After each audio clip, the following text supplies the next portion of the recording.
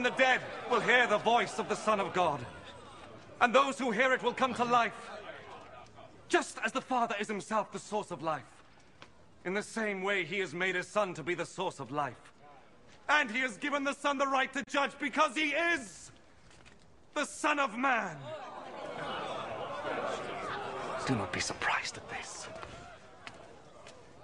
The time is coming when all the dead will hear his voice and come out of their graves. Those who have done good will rise and live. And those who have done evil will rise and be condemned. I can do nothing on my own authority.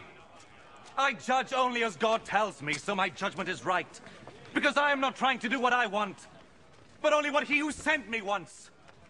If I testify on my own behalf, what I say is not to be accepted as real proof. But there is someone else who testifies on my behalf. And I know that what he says about me is true. John is the one to whom you sent your messengers. And he spoke on behalf of the truth. It is not that I must have a human witness. I say this only in order that you may be saved. John was like a lamp, burning and shining. And you were willing for a while to enjoy his light. But I have a witness on my behalf, which is even greater than the witness that John gave. What I do, that is the deeds my Father gave me to do.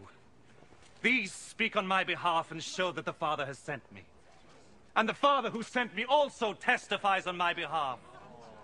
You have never heard his voice or seen his face. And you do not keep his message in your hearts, for you do not believe in the one whom he sent.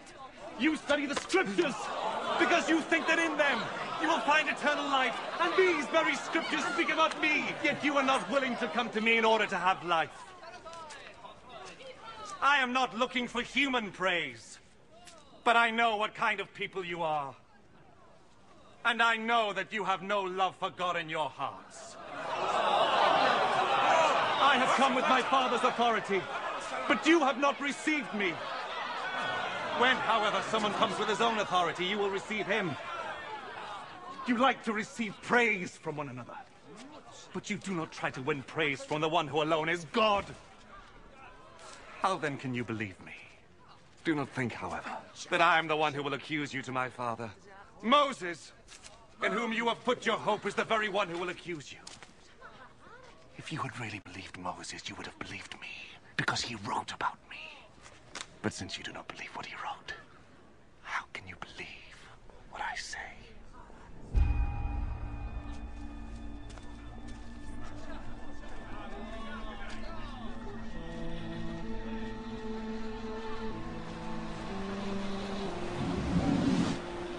After this, Jesus went across Lake Galilee, or Lake Tiberias, as it is also called.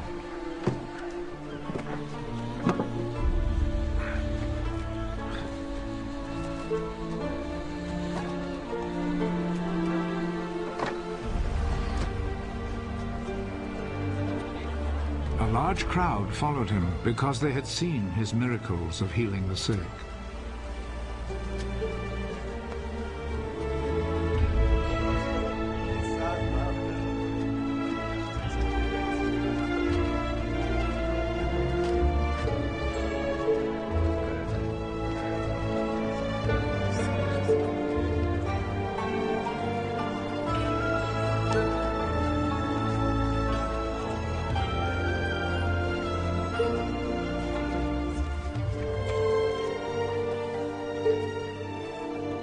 Jesus went up a hill and sat down with his disciples.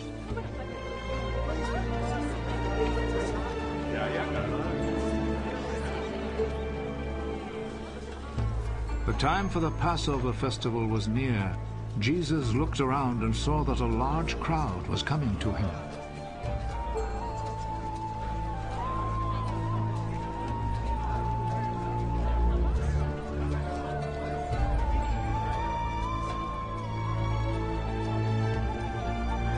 Where can we buy enough food to feed all these people?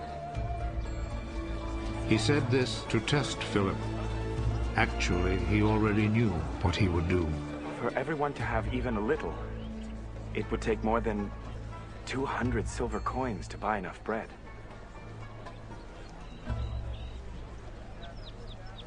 Another one of his disciples, Andrew, who was Simon Peter's brother, said, There is a boy here who has 5 loaves of barley bread and 2 fish. But they will certainly not be enough for all these people. Make the people sit down. There was a lot of grass there, so all the people sat down. There were about 5,000 men.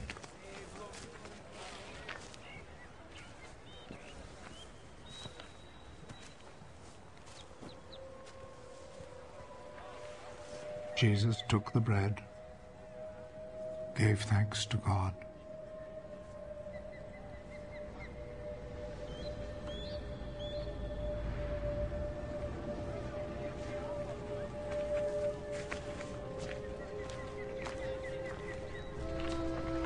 and distributed to the people who were sitting there.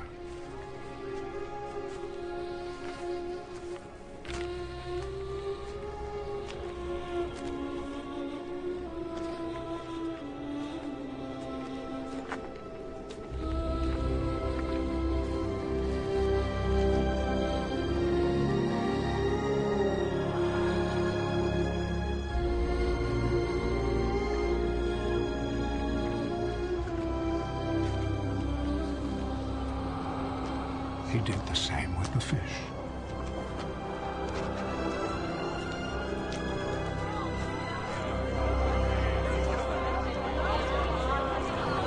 And they all had as much as they wanted.